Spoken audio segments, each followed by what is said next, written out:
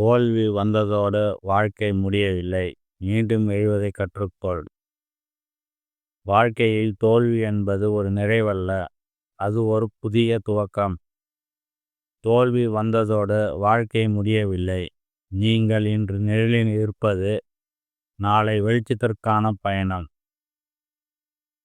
நாம் நினைத்த போல் வாழ்க்கை நடைபெறவில்லை என்றாலே நாம் தான் தோல்வி அடைந்தவர்கள் அல்ல. தோல்வி என்பது ஒரு அறிவிப்பு. இது உன் பாதை அல்ல, வேறு வழி இருக்கிறது என்று சொல்வதற்காக வந்தது. அப்போதுதான் வாழ்க்கையை விட்டுவிட வேண்டுமா இல்லையா என்ற நேரத்தில் தான் உன் உண்மையான வலிமை தெரியும்.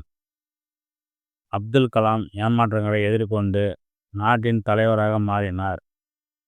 MS தோனி ரயில்வே டிக்கெட் கிளர்க்காக இருந்தவர் இந்திய உலகக்கோப்பையை வென்ற கேப்டன் ஆனார்.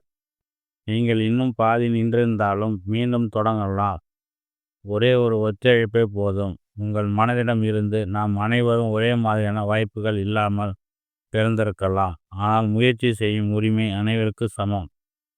தோல்வி உங்கள் கடைசி கட்டம் இல்லை, அது வெற்றியின் முன்னோடி. நீங்கள் வாழ்க்கையில் தோல்வி அடைந்திருந்தால் தயங்க வேண்டாம். உங்களை நம்புங்கள்.